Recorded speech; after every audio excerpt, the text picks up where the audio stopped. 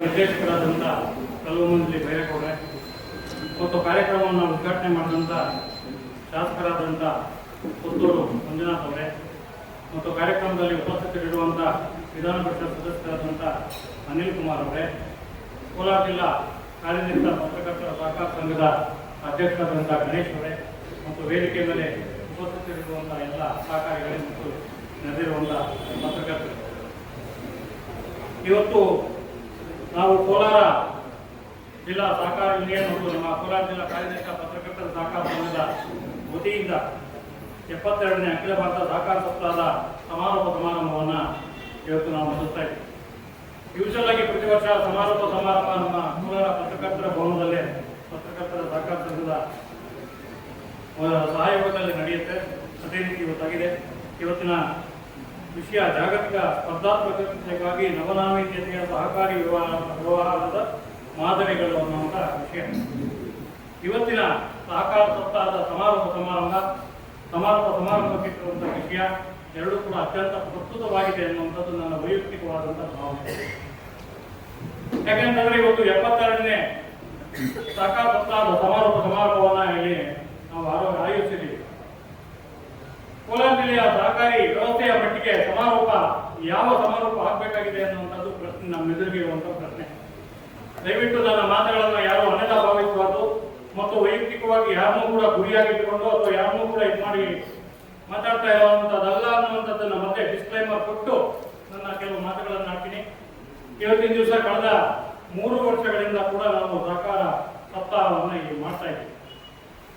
ಸಹಕಾರ ಸಪ್ತಾಹ ಅಂತಂದ್ರೆ ಕಳೆದ ವರ್ಷದಲ್ಲಿ ಸಹಕಾರಿ ವ್ಯವಸ್ಥೆಯಲ್ಲಿ ಏನಾಯಿತು, ಈ ಮುಂದಿನ ದಿನಗಳಲ್ಲಿ ನಾವು ಯಾವ ದಾರಿಯಲ್ಲಿ ಸಾಗಬೇಕು ಅನ್ನುವಂಥದ್ರ ಒಂದು ಆತ್ಮಾವಲೋಕನ ಚಿಂತನ ಮಂಥನ ಇವತ್ತಿನ ಸಹಕಾರ ಸಪ್ತಾಹದ ಮೂಲ ಉದ್ದೇಶ.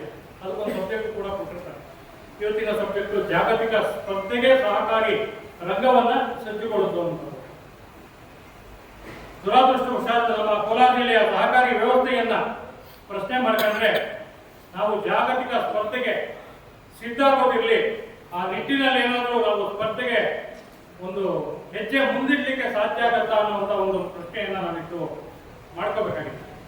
ಸಹಕಾರಿ ಸಪ್ತಾಹ ಮಾಡ್ತೀವಿ, ಒಂದು ವಾರ ಕಾಲ ಎಲ್ಲ ಕಡೆ ಕಾರ್ಯಕ್ರಮಗಳಾಗಿವೆ, ಭಾಷಣ ಆಗಿದೆ, ಪ್ರಚಾರನೂ ಸಿಗುತ್ತೆ. ಮುಂದಿನ ವರ್ಷದವರೆಗೆ ಮತ್ತೆ ಮಗಲಿರ್ತಿಲ್ಲ. ನವೆಂಬರ್ ತಿಂಗಳಲ್ಲಿ ಹೀಗೆ ಕನ್ನಡ ರಾಜ್ಯೋತ್ಸವ ಬಂದು ನವೆಂಬರ್ 1ನೇ ತಾರೀಕು ನವೆಂಬರ್ 1ರ ಕನ್ನಡಿಗರಾಗಿರ್ತೀವಿ. ಅದೇ ರೀತಿಯಲ್ಲಿ ಸಹಕಾರ ಸಪ್ತಾಹದ ವಿಚಾರದಲ್ಲೂ ಕೂಡ ಈ ಸಹಕಾರ ಸಪ್ತಾಹದ ಸಹಕಾರಿಗಳಾಗಿ ನಾವು ಇರುವಂತದ್ದು ಸೂಕ್ತವೇ ಎನ್ನುವಂತಹ ಒಂದು ಆತ್ಮಾವಲೋಕನವನ್ನು ಇವತ್ತು ಇಡೀ ಸಹಕಾರಿ ವ್ಯವಸ್ಥೆಯಲ್ಲಿ ಆಡಳಿತದ ನೊಗ ಹೊತ್ತಿರುವಂತಹ ಒಂದು ಯೋಚನೆ ಮಾಡಿದೆ. ಇವತ್ತು ಮಂಡ್ಯ ಜಿಲ್ಲೆ, ಗುಲ್ಬರ್ಗ ಜಿಲ್ಲೆ ಎಲ್ಲ ಕೂಡ ನದಿಗಳು ನಾಲೆಗಳು ಇರುವಂತಹ ಜಿಲ್ಲೆ. ಆದರೂ ಕೂಡ ಮಂಡ್ಯ ಜಿಲ್ಲೆಯಲ್ಲಿ 3,000 ಜನ ರೈತರು ಆತ್ಮಹತ್ಯೆ ಮಾಡ್ತಾರೆ ಒಂದು ವರ್ಷದಲ್ಲಿ. ನಾವು ಮತ್ತೆ ಸರ್ಕಾರ ಇದ್ದಂಥ ಸಂದರ್ಭದಲ್ಲಿ ಗುಲ್ಬರ್ಗದಲ್ಲಿ ತೊಗರಿ ಬೆಳೆ ಬೀಳಿತು ಅಂತೇಳಿ ತೊಗರಿ ಬೆಲೆ ಬೀಳ್ತು ಅಂತೇಳಿ ನಮ್ಮ ಬೈರೇಗೌಡ್ರೆ ಆಗ ಕೃಷಿ ಸಚಿವರಾಗಿದ್ದು, ಹಾಗೂ ಕೂಡ 100 ಜನ ರೈತರು ಆತ್ಮಹತ್ಯೆ ಮಾಡ್ತಾರೆ. ಆದರೆ ಕೋಲಾರ ಜಿಲ್ಲೆಯಲ್ಲಿ 3 ವರ್ಷಗಳಲ್ಲಿ ಆತ್ಮಹತ್ಯೆ ಮಾಡ್ಕೊಂಡಂತ ರೈತರ ಸಂಖ್ಯೆ ಬರೀ 30, 35, 40 ಅಷ್ಟೇ. ಯಾಕಪ್ಪ ಅಷ್ಟೊಂದು ರೈತರಿಗೆ ಆತ್ಮಸ್ಥೈರ್ಯ ಎಲ್ಲಿಂದ ಸಿಕ್ಕಿತ್ತು ಅನ್ನುವಂಥದ್ದು ಅಂದ್ರೆ ನೈಸರ್ಗಿಕವಾಗಿ ಮತ್ತೆ ಇಲ್ಲಿನ ಜನ ರೈತರು ಮಾಮೂಲಿಯಾಗಿ ಆತ್ಮಸ್ಥೈರ್ಯವನ್ನು ಹೊಂದಿರುವಂಥವ್ರು. ನೀರಿಲ್ಲದೆ ಇದ್ರು ಕೂಡ ವರ್ಷಕ್ಕೆ 2 ಬೆಳೆ 3 ಬೆಳೆ ಬೆಳೆದು ಬದುಕನ್ನ ಸಾಗಿಸ್ತಾ ಇತ್ತು ಅಂತವ್ರು. ಕುಡಿಯೋ ನೀರಿಗೂ ಕಣ್ಣೀರಿಟ್ಟವರಂತ ಪರಿಸ್ಥಿತಿಯಲ್ಲೂ ಕೂಡ ತಮ್ಮ ಬದುಕನ್ನ ಸ್ವಾವಲಂಬನೆಯಿಂದ ನಡೆಸ್ತಾ ಇತ್ತಂತ. ಅದರ ಜೊತೆಗೆ ಅವರ ಕೈ ಹಿಡಿದಿತ್ತು ಅಂತಂದ್ರೆ ಸಹಕಾರಿ ವ್ಯವಸ್ಥೆ. ಎಂ ವಿ ಕೃಷ್ಣಪ್ಪನವ್ರು ಏನ್ ತಗೊಂಬಂದ್ರು, ಹಾಲು ಹೈನೋದ್ಯಮ ಏನ್ ತಗೊಂಬಂದ್ರು, ಕೋಲಾರ ಜಿಲ್ಲೆ ಹಾಲು ಕೂಡ 10 ವರ್ಷಗಳ ಕಾಲ ಆ ಬರಗಾಲ ಇದ್ದಂತ ಸಂದರ್ಭದಲ್ಲಿ ಕೋಲಾರ ಚಿಕ್ಕಬಳ್ಳಾಪುರ ಜಿಲ್ಲೆಯ ರೈತರನ್ನ ಕಾಪಾಡು. ಪ್ರತಿ ದಿವಸ ಬೆಳಗ್ಗೆ ಸಾಯಂಕಾಲ ಹಾಲಾಕಿ ವಾರಕ್ಕೊಂದ್ಸರಿನೋ ತಿಂಗಳಿಗೊಂದ್ಸರಿನೋ ಬಟವಾಡೆ ತಗೊಳ್ಳೋ ಮೂಲಕ ರೈತರು ತಮ್ಮ ಬದುಕನ್ನ ಬರಗಾಲದ ಸಂದರ್ಭದಲ್ಲೂ ಕೂಡ ಚೆನ್ನಾಗಿ ನಡೆಸ್ಕೊಂಡು ಬಂದರು. ಹಾಗಾಗಿ ಆತ್ಮಹತ್ಯೆಗಳ ಸಂಖ್ಯೆ ಇರಲೇ ಇಲ್ಲ ನಮ್ಮಲ್ಲಿ. ಅದೇ ರೀತಿಯಲ್ಲಿ ಕೋಲಾರ ಚಿಕ್ಕಬಳ್ಳಾಪುರ ಜಿಲ್ಲೆಗಳಿಗೆ 2 ಕಣ್ಣುಗಳಾಗಪ್ಪ ಅಂತಂದ್ರೆ ಒಂದು ಕೋಚಿ ಮಿಲ್ಲು, ಇನ್ನೊಂದು ಡಿಸಿಸಿ ಬ್ಯಾಂಕ್. ಡಿಸಿಸಿ ಬ್ಯಾಂಕ್ ಒಂದು ಕಾಲದಲ್ಲಿ ಕೋಲಾರ ಚಿಕ್ಕಬಳ್ಳಾಪುರ ಜಿಲ್ಲೆಯ ನಾಗೈರೆಡ್ಡಿಯವರು ಅಲ್ಲಿಂದ ಹಿಡಿದು ಸೀತಪ್ಪನವರು ಇವರೆಲ್ಲ ಕೂಡ ಡಿಸಿಸಿ ಬ್ಯಾಂಕ್ ಅನ್ನ ಈ ಜಿಲ್ಲೆಯ ಜೀವನಾಡಿಯಾಗಿ ರೈತರ ಜೀವನಾಡಿಯಾಗಿ ಬೆಳೆಸ್ಕೊಂಡು ಬಂದಂತಹ ಡಿಸಿಸಿ ಬ್ಯಾಂಕ್. ಅದು ಕೂಡ ರೈತರಿಗೆ ಬದುಕು ಭವನಗಳಿಗೆ ಸ್ಪಂದಿಸುವಂತಹ ಬೀಗ ಹಾಕುವಂತ ಸಂದರ್ಭದಲ್ಲಿ ಸಿದ್ದರಾಮಯ್ಯನವರ ಸರ್ಕಾರ ಬೆಳಗಾವಿ ಅಧಿವೇಶನದಲ್ಲಿ ಏನು 10 ಕೋಟಿ ರೂಪಾಯಿ ಕೊಡಬೇಕು ಅಂತೇಳಿ ನಿರ್ಧಾರ ತಗೊಳ್ತು ಆಬದ್ಧನಾಗಿ ಅದರ ಆಧಾರದ ಮೇಲೆ ರಮೇಶ್ ಕುಮಾರ್ ಇರ್ಬೋದು ಅಲ್ಲಿಂದ ಎಲ್ಲ ಕೂಡ ಇದಕ್ಕೆ ಕಾರಣಕರ್ತರು. ರಮೇಶ್ ಕುಮಾರ್ ಅವರು ಅತ್ಯಂತ ಆಸಕ್ತಿಯನ್ನು ತಗೊಂಡು ಬೆಳಗಾವಿ ಅಧಿವೇಶನದಲ್ಲಿ ಆಗ ಅನಿಲ್ ಕುಮಾರ್ ಅವರು ಕೂಡ ಇನ್ನು MLC ಆಗಿರಲಿಲ್ಲ, ಅವರು ಕೂಡ ಇದರಲ್ಲಿ ಭಾಗಿಯಾಗಿದ್ರು ಅಂತ ಕೂಡ ನಾವು ನೆನಪಿಸ್ಕೊಳ್ಬಹುದು. 10 ಕೋಟಿ ರೂಪಾಯಿ ಏನು ಕೊಟ್ಟರು ಅದರಿಂದಾಗಿ ಆಪತ್ತನ ಪಡ್ಕೊಂಡು ಸುಮಾರು 10 ವರ್ಷಗಳ ಕಾಲ ವಿಜೃಂಭಿಸಿತು. ಆದ್ರೆ ಇವತ್ತಿನ ಪರಿಸ್ಥಿತಿಯಲ್ಲಿ ನಿನ್ನೆ ಮೊನ್ನೆವರೆಗೂ ನಮ್ಗೆ ಆತಂಕ ಇತ್ತು, ಕೋಲಾರ ಹಾಲು ಒಕ್ಕೂಟ ಕೂಡ ಏನೋ ಆಗ್ಬಿಡುತ್ತೆ ಅಂತ. ಆದ್ರೆ ಅದೃಷ್ಟವಶಾತ್ ಇಬ್ಬರ ಮನೆಗಳಲ್ಲಿ ಆದಂತ ಮಕ್ಕಳ ಮದುವೆಗಳು ಆ ಇಬ್ಬರು ನಾಯಕರನ್ನ ಒಂದುಗೂಡಿಸುವ ಹತ್ತಕ್ಕೆ ತಗೊಂಡ್ಬಂದಿರುವಂತ ಪರಿಸ್ಥಿತಿಯಲ್ಲಿ ಇವತ್ತು ಕೆಲವೊಂದು ಕಡೆ ಆಶಾಕಿರಣ ಕೋಮಲ್ ಉಳ್ಕೊಳ್ಳುತ್ತಪ್ಪ ಅನ್ನುವಂತ ಒಂದು ಆಶಾಕಿರಣ ಇದೆ. ಆದ್ರೆ DCC ಬ್ಯಾಂಕ್ ವಿಚಾರದಲ್ಲಿ ಅದಿಲ್ಲ.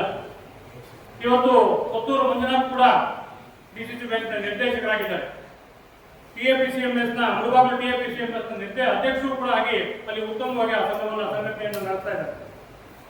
ಇಂಥ ಪರಿಸ್ಥಿತಿಯಲ್ಲಿ ನೀವೆಲ್ಲರೂ ಕೂಡ ಸಹಕಾರಿಗಳಾಗಿದ್ದೀರಿ. ಅನಿಲ್ ಕುಮಾರ್ ಕೂಡ DCC ಬ್ಯಾಂಕ್ ನಲ್ಲಿ ನಿರ್ದೇಶಕರಾಗಿ ಇದ್ದಂತವ್ರೆ, ಅವರು ಕೂಡ ಸಹಕಾರಿಗಳೇ.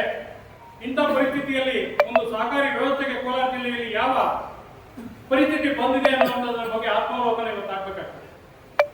ಅನಿಲ್ ಕುಮಾರ್ ಅವರು MLC ಆದಂತಹ ಸಂದರ್ಭದಲ್ಲಿ ಇದೇ ಪಕ್ಕದ ಭವನದಲ್ಲಿ ಅವರಿಗೆ ಅಭಿನಂದನೆಯನ್ನ ಏರ್ಪಡಿಸಿದಂತ ಸಂದರ್ಭದಲ್ಲಿ ನಾನೇ ಒಂದು ಮಾತನ್ನು ಹೇಳಿದ್ದೆ, ನೀವು ನಮ್ಮ ಪಾಲಿಗೆ ಯಾವತ್ತೂ ಕೂಡ ML ಅನಿಲ್ ಕುಮಾರ್ ಆಗಿ ಇರಬೇಕು, MLC ಅನಿಲ್ ಕುಮಾರ್ ಆಗಿರ್ಬಾರ್ದು. ನೆನಪ ಇದೆ ಗೊತ್ತಿಲ್ಲ ಅನಿಲ್ಗೆ. ನಾವು ಆ ಒಂದು ವಿಶ್ವಾಸದಲ್ಲಿ ಆ ಒಂದು ಇದೇನು ಬಾಂಧವ್ಯ ಅಂತ ಹೇಳ್ತೀವಿ, ಅದರ ಆಪ್ತತೆ ಅಂತ ಹೇಳ್ತೀವಿ, ಆ ವಿಚಾರದಲ್ಲೇ ನಾನು ಕೆಲವು ಮಾತಾಡ್ಬೇಕಾಗ್ತದೆ. ಮಾಮೂಲಿಯಾಗಿ ಹೇಳ್ತಾರೆ ಎಲ್ಲರೂ ಕೂಡ ಸಹಕಾರಿ ವ್ಯವಸ್ಥೆಯಲ್ಲಿ ರಾಜಕೀಯ ಇರಬಾರ್ದು ಅಂತ. ರಾಜಕೀಯ ಮತ್ತೆ ಸಹಕಾರ ಎರಡು ಕೂಡ ಬೇರೆ ಬೇರೆ ಅಲ್ವೇ ಅಲ್ಲ, ಒಂದೇ ನನ್ನಲ್ಲಿ ಎರಡು ಮುಖಗಳು. ಈಗಾಗಲೇ ಗಣೇಶ್ ಹೇಳಿದ ರೀತಿಯಲ್ಲಿ ಸಹಕಾರಕ್ಕೆ ರಾಜಕೀಯಕ್ಕೆ ಮೆಟ್ಲೆ ಹೋದಪ್ಪ ಅಂತಂದ್ರೆ ಸಹಕಾರ ವ್ಯವಸ್ಥೆಯಲ್ಲಿ ಮತ್ತು ಗುರುಪಾದಪ್ಪ ನಾಗಮಾಲ್ ಇರ್ಬೋದು, ನಮ್ಮ ಭೀಮಣ್ಣ ಖಂಡ್ರೆ ಇರ್ಬೋದು, ನಮ್ಮ ಕೋಲಾರದ ಶ್ರೀನಿವಾಸ ಅವರು ಎಲ್ಲರೂ ಕೂಡ ಸಹಕಾರಿ ವ್ಯವಸ್ಥೆಯ ಮೂಲಕ ಮೆಟ್ಲತ್ಕೊಂಡು ಹೋಗಿ ಇವತ್ತು ರಾಜಕೀಯದಲ್ಲಿ ಅಧಿಪತ್ಯವನ್ನ ಸಾಧಿಸ್ತಾರೆ. ಆ ತರದ ಪರಿಸ್ಥಿತಿ ಇದ್ದಂತ ಸಂದರ್ಭದಲ್ಲಿ ಅನಿಲ್ ಅವರೇ ನಿಮ್ಗೆ ಜ್ಞಾಪಕ ಇದ್ರೆ ಎರಡು ನಮ್ಮ ಕೋಲಾರ ಜಿಲ್ಲೆಗೆ ಶಾಪವಾಗಿ ಕಾಡ್ತಂಥದ್ದು ಎರಡು, ಒಂದು ಕುರುಡುಮಲೆ, ಇನ್ನೊಂದು ಕುಮಾರಕೃಪ. ಆ ಎರಡು ಏನು ಕಾಂಗ್ರೆಸ್ ಪಕ್ಷದಲ್ಲಾದಂತ ವಿಪ್ಲವಗಳು ಏನಿದೆ ಎರಡು ಕಡೆಗಳಲ್ಲಿ ಅದರ ವಿಪ್ಲವ ಇವತ್ತು ಇಲ್ಲಿವರೆಗೂ ಕರ್ಕೊಂಡ್ ಬಂದಿದೆ ನಮ್ಮನ್ನ ಅಂತಂದ್ರೆ ನಮ್ಮ ಜಿಲ್ಲೆ ಸಹಕಾರಿ ವ್ಯವಸ್ಥೆ ಒಂದೇ ಅಲ್ಲ, ಇಡೀ ಜಿಲ್ಲೆಯ ಒಟ್ಟಾರೆ ಅಭಿವೃದ್ಧಿ ವಿಚಾರಕ್ಕೂ ಕೂಡ ಹೋದ್ರೆ ಕೂಡ ನಾವೆಲ್ಲೋ ಒಂದು ಕಡೆ ಎಡುವಂತ ಪರಿಸ್ಥಿತಿಯಲ್ಲಿ ಇರುವಂತಹ ಸಂದರ್ಭದಲ್ಲಿ ಅದು ಆ ಎರಡು ಸಂದರ್ಭಗಳು ಏನು ಅನ್ನುವಂಥದ್ದು ಅನಿಲ್ಗೆ ಅರ್ಥ ಆಗಿರುತ್ತದೆ. ಇದು ಇನ್ನೂ ಎಷ್ಟು ದಿವಸ ಮುಂದುವರೆದುಕೊಂಡು ಹೋಗ್ಬೇಕು ಅನ್ನೋಂಥದ್ದನ್ನು ಕೂಡ ಆತ್ಮಾವಲೋಕನ ಮಾಡ್ಕೊಳ್ಬೇಕಾಗ್ತದೆ. ಜೂನಿಯರ್ ಪತ್ರಕಾರ ಅಂತ ಹೆಸರಿಟ್ಟಿದ್ದೀವಿ ಅನಿಲ್ಗೆ. ಇವತ್ತು ಪ್ರಮುಖ ಸೂತ್ರಧಾರ ತಂತ್ರಗಾರ ಎಲ್ಲ ಅನಿಲ್ ಆಗಿರುವಂತಹ ಪರಿಸ್ಥಿತಿಯಲ್ಲಿ ಅನಿಲ್ ಅವರ ಇದನ್ನು ಬಹಳಷ್ಟು ದಿವಸ ಮುಂದುವರಿಸಿಕೊಂಡು ಹೋಗುವಂಥದ್ದು ಸೂಕ್ತ ಅಲ್ಲ ಅನ್ನುವಂಥದ್ದು ಕೂಡ ಒಬ್ಬ ಪತ್ರಕರ್ತನಾಗಿ, ಕೋಲಾರ ಜಿಲ್ಲೆಯ ಒಬ್ಬ ನಾಗರಿಕನಾಗಿ, ಒಬ್ಬ ಸಹಕಾರಿ ವ್ಯವಸ್ಥೆಯ ಬಗ್ಗೆ ನಂಬಿಕೆ ಇಟ್ಟಿರುವಂತ ವ್ಯಕ್ತಿಯಾಗಿ ನಾನು ಹೇಳುವಂತ ಮಾತು ನಿಮಗೆ. ಯಾಕೆ ನಿಮ್ಗೆ ಈ ಮಾತನ್ನು ಹೇಳ್ತಾ ಇದ್ದೀನಿ ಅಂತಂದ್ರೆ ಎಲ್ಲರೂ ಚೆನ್ನಾಗಿದ್ದಂತ ಸಂದರ್ಭದಲ್ಲಿ ನಾನೇ ಹೇಳಿದ್ದೆ, ತ್ರಿಮೂರ್ತಿಗಳು ಈ ಜಿಲ್ಲೆಯಲ್ಲಿ ತ್ರಿಮೂರ್ತಿಗಳು ಕರೆಕ್ಟ್ ಆಗಿದ್ರೆ ಈ ಜಿಲ್ಲೆ ಬಹಳ ಅಭಿವೃದ್ಧಿಯ ವೇಗದಲ್ಲಿ ಇನ್ನೂ ಹೆಚ್ಚಾಗಿ ಮುಂದುವರಿಯುತ್ತೆ, ರಾಜಧಾನಿಯನ್ನು ಮೀರಿಸುವ ವಿಚಾರದಲ್ಲಿ. ಆದ್ರೆ ಆ ತ್ರಿಮೂರ್ತಿಗಳ ಮಧ್ಯೆ ಇವತ್ತು ತ್ರಿಕೋನ ಸ್ಪರ್ಧೆ ಬಂದಿರೋದ್ರಿಂದ ತ್ರಿಕೋನ ಪ್ರೇಮ ಏನಿತ್ತು ಆ ತ್ರಿಮೂರ್ತಿಗಳಲ್ಲಿ ಅದು ಕರೆಕ್ಟ್ ಆಗಿ ಅನಿಲ್ ಅರ್ಥ ಆಗುತ್ತೆ, ನಾನೇನಂದ್ರೆ ಬಿಡಿಸಿ ಹೇಳ್ಬೇಕಾಗಿಲ್ಲ. ಅದರ ಪರಿಣಾಮ ಇವತ್ತು ನಾವು ನಮ್ಮ ಜಿಲ್ಲೆ ಅನುಭವಿಸ್ತಾ ಇದೆ. ಅನಿಲ್ ಅವರೇ, ಕೊತ್ತೂರು ಮಂಜುನಾಥ್ ಅವರೇ, ನೀವು ಕೂಡ ಇದನ್ನ ಗಮನಿಸಬೇಕು. ಯಾಕೆಂತಂದ್ರೆ ಇವತ್ತು ಸಿದ್ದರಾಮಯ್ಯನವ್ರಿಗೆ ತುಂಬಾ ಆಪ್ತರು, ಏನ್ ಕೇಳಿದ್ರು ನೀವು ಹೇಳ್ತೀರಾ, ನಾನು ಏನ್ ಕೇಳಿದ್ರು ಇಲ್ಲ ಅಂತ ಹೇಳೋದಿಲ್ಲ ಸಿದ್ದರಾಮಯ್ಯನವರು ಅಂತ. ಆದ್ರೆ ನೀವು ತಗೊಂಡ್ಬರ್ತಾ ಇರ್ಬೋದು, ಕೋಲಾರ ಕ್ಷೇತ್ರಕ್ಕೆ ತಗೊಂಡ್ಬರ್ತಾ ಇರ್ಬೋದು. ಕೋಲಾರ ಅದೇ ಓಲ್ ಒಂದು ಜಿಲ್ಲೆಯಾಗಿ ಪರಿಗಣಿಸಬೇಕಾಗ್ತದೆ. ದೇವೇಗೌಡರು ಪ್ರೈಮ್ ಮಿನಿಸ್ಟರ್ ಆದಾಗ ಅವರಿಗೆ ಅಡ್ವೈಸರು ರಮೇಶ್ ಕುಮಾರ್ ಸ್ಪೀಕರ್ ಆಗಿದ್ದು, JS ಪಟೇಲ್ ಮುಖ್ಯಮಂತ್ರಿಗಳಾಗಿದ್ದಾಗ ನಂಬರ್ 2 ಇನ್ ದಿ ಕ್ಯಾಬಿನೆಟ್ ಮತ್ತು ಅಡ್ವೈಸರ್ ಬೈರೇಗೌಡರಾಗಿದ್ದರು. KC ರೆಡ್ಡಿ ಅವರಿಂದ ಹಿಡಿದು ನಮ್ಮ ಪರಂಪರೆ ಬಹಳಷ್ಟು ಇದೆ. ಚೆನ್ನೈನವರು ಇವತ್ತು ಕೋಲಾರಕ್ಕೆ ಕರೆಂಟ್ ಅನ್ನು ತಗೊಂಬಂದಂತವರು. ಕೆಜೆಪು ಕೂಡ ಕರೆಂಟ್ ಅನ್ನು ತಗೊಂಬಂದಂತವ್ರು. ಇವರೆಲ್ಲ ಕೂಡ ನಾವು ನೆನೆಸ್ಕೊಂತೀವಿ. MV ಕೃಷ್ಣಪ್ಪನವ್ರು ನೆನೆಸ್ಕೊಂತೀವಿ. ಐನೋದ್ಯಮ ಇಂಥ ಸಂದರ್ಭದಲ್ಲಿ ನಿಮ್ಗೆ ಅವಕಾಶಗಳು ಸಿಕ್ಕಿರುವಂತಹ ಸಂದರ್ಭದಲ್ಲಿ ಈ ಒಂದು ಜಿಲ್ಲೆಯನ್ನ ಅಭಿವೃದ್ಧಿಯ ಪಥದಲ್ಲಿ ಸಾಗಿಸಿದ್ರೆ ಆಗ್ತಾ ಇದೆ ಅಂತ ಆಗ್ತಾ ಇಲ್ಲ ಅಂತ ನಾನು ಹೇಳೋದಿಲ್ಲ, ಆದ್ರೆ ನಿರೀಕ್ಷಿತ ಪ್ರಮಾಣದಲ್ಲಿ ಆಗ್ತಾ ಇಲ್ಲ. ಆ ರೀತಿಯಲ್ಲಿ ನಿರೀಕ್ಷಿತ ಪ್ರಮಾಣದಲ್ಲಿ ಆಗುವ ರೀತಿಯಲ್ಲಿ ನೀವು ಮಾಡಿದ್ರಿ ಅಂತಂದ್ರೆ ಇತಿಹಾಸದ ಪುಟಗಳಲ್ಲಿ ನೀವು ಕೂಡ ಸೇರ್ಕೊಳ್ತೀರಾ. ಯಾಕಂತಂದ್ರೆ ನಿಮಗೆ ಪುತ್ತೂರು ಮಂಜುನಾಥ್ ಅವರಿಗೆ ಪಕ್ಕದಲ್ಲೇ ಅನಿಲ್ ಇದ್ದಾರೆ. ಅನಿಲ್ಗೆ ಆಗದೆ ಇರುವಂತ ಯಾವುದು ಕೆಲಸ ಇಲ್ಲ. ನಾನು ಅನಿಲ್ನ ಹೊಗಳಬೇಕು ಅನ್ನೋಂತ ಅಗತ್ಯ ಏನು ನನಗೇನು ಇಲ್ಲ. 3 ವರ್ಷ ಆಗಿದೆ ನಾನು ಅನಿಲ್ ಮಾತಾಡಿ. ಈ ತರ ನಾವು ಸಾರ್ವಜನಿಕ ಸಮಾರಂಭಗಳಲ್ಲಿ ಸಿಕ್ಕಿ ಕೂಡ 2-3 ವರ್ಷ ಆಗಿದೆ. ಅನಿಲ್ನ ಹೊಗಳಿ ನನಗೇನು ಆಗ್ಬೇಕಾದಂಥದ್ದು ಏನಿಲ್ಲ. ಆದ್ರೆ ಏನಾದ್ರೂ ಒಂದು ಮನಸ್ಸು ಮಾಡಿದ್ರೆ ಮಾಡ್ಲಿಕ್ಕೆ ಸಾಧ್ಯ ಇರುವಂತ ವ್ಯಕ್ತಿ. ಆದ್ರೆ ಯಾಕೋ ಒಂದು ಕಡೆ ಸಾಕು ಇದಕ್ಕೆ ಸಮಾರೋಪ ಹಾಡೋಣ. ಈ ನಮ್ಮ ಕೋಲಾರ ಜಿಲ್ಲೆಯ ಸಹಕಾರಿ ವ್ಯವಸ್ಥೆಗೆ ಏನ್ ಬಂದಿದೆ, ಆ ಕಾಯಿಲೆ ಏನಿದೆ, ಆ ಕಾಯಿಲೆಗೆ ಒಂದು ಸಮಾರೋಪವನ್ನ ಇವತ್ತು ಆಡೋಣ.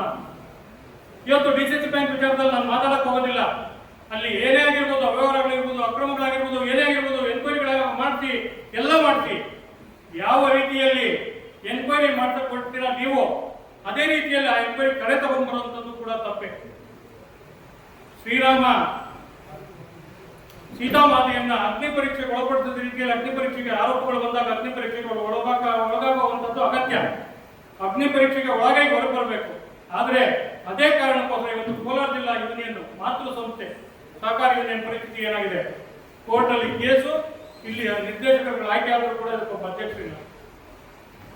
ಏನೋ ಅದೃಷ್ಟ ಕೋಮಲ್ಲು ಬಚಾವಾಯ್ತು ಅಂತ ಅನ್ಕೊಂಡಿದೀವಿ ನಾವು. ಅನಿಲ್ ಕುಮಾರ್ ಹೇಳ್ಬೇಕದನ್ನ ಬಚಾವ್ ಆಗತ್ತಾ ಅಥವಾ ಇಲ್ವಾ ಅಂತ. ಇಬ್ಬರ ಮನೆಗಳಲ್ಲಿ ಮಕ್ಕಳ ಮದುವೆ ಏನೋ ಹೆಣ್ಮಕ್ಳು ಮದುವೆ ಆಯ್ತು, ಅದರ ಫಲಾಫಲ ಇವತ್ತು ಕೋಮಲ್ ಏನೋ ಬಚಾವ್ ಆಯ್ತು, ನಮ್ಮ ಜಿಲ್ಲೆಯ ರೈತರನ್ನ ಹಾಳು ಮಾಡುವಂತ ಪರಿಸ್ಥಿತಿಗೆ ಹೋಗ್ಲಾರ್ದು ಅನ್ನೋಂತ ಒಂದು ನಿರೀಕ್ಷೆ ಉಟ್ಕೊಂಡಿರುವಂತ ಸಂದರ್ಭದಲ್ಲಿ ಇವತ್ತು 2-3 ವರ್ಷಗಳಿಂದ DCC ಬ್ಯಾಂಕಿನಿಂದ ಒಬ್ಬೇ ಒಬ್ಬ ರೈತರಿಗೆ, ಒಬ್ಬೇ ಒಬ್ಬ ಮಹಿಳೆಗೆ ಲೋನ್ ಸಿಗ್ತಾ ಇಲ್ಲ ಅಂತಂದ್ರೆ ನಾವು ಸಹಕಾರ ಸಪ್ತಾಹವನ್ನ ಆಚರಣೆ ಮಾಡಿ ಏನು ಪ್ರಯೋಜನ ಆಗ್ತದೆ ಅನ್ನೋಂತ ಆತ್ಮಾವಲೋಕನ ಬೇಕಾಗ್ತದೆ. ಇದನ್ನ ನಾನು ಯಾರೇ ಒಬ್ಬರನ್ನ ಉದ್ದೇಶಿಸಿ ಹೇಳ್ತಾರ, ಮೊದಲೇ ಡಿಸ್ಕ್ಲೈಮರ್ ಹೇಳ್ಬಿಟ್ಟಿದ್ದೀನಿ. ಒಬ್ಬರನ್ನ ಉದ್ದೇಶಿಸಿ ಹೇಳ್ತಾರ ಮಾತಲ್ಲ, ಎಲ್ಲರೂ ಕೂಡ ಆತ್ಮಾವಲೋಕನ ಮಾಡ್ಕೋಬೇಕು. ಇಲ್ಲಿರೋರು ಕೂಡ ಮಾಡ್ಕೋಬೇಕು, ಇಲ್ಲಿರೋ ವಿರೋಧ ಇರೋರು ಕೂಡ ಮಾಡ್ಕೋಬೇಕಾಗ್ತದೆ. ನಮ್ಮ ವೈಯಕ್ತಿಕ ಭಿನ್ನಾಭಿಪ್ರಾಯಗಳಿಗೆ, ಮುನಿಸಿಗಳಿಗೆ ಒಂದು ಸಂಸ್ಥೆಯನ್ನ ಬಲಿ ಕೊಡುವಂಥದ್ದು ಬಹಳ ತಪ್ಪದು. ಆ ತಪ್ಪು ಮತ್ತೆ ಮುಂದುವರಿದಿರಲಿ. ಈ ಒಂದು ಸಮಾರೋಪದ ಸಂದರ್ಭದಲ್ಲಿ ಕನಿಷ್ಠ ಕೋಲಾರ ಜಿಲ್ಲೆಯ 2 ಕಣ್ಣುಗಳೇನಿದೆ, ಸಹಕಾರಿ ಕಣ್ಣುಗಳೇನಿದೆ, ಆ ಕಣ್ಣುಗಳನ್ನ ಮುಚ್ಚುವಂತ ಕೆಲಸ ಆಗ್ಬೇಕಾಗ್ತದೆ. ಆ DCC ಬ್ಯಾಂಕ್ ವಿಚಾರದಲ್ಲಿ ಇವತ್ತು ಪಡೆದಿರುವಂತಹ ಗ್ರಹಣವನ್ನ, ಇವತ್ತು ಅಮಾವಾಸ್ಯೆ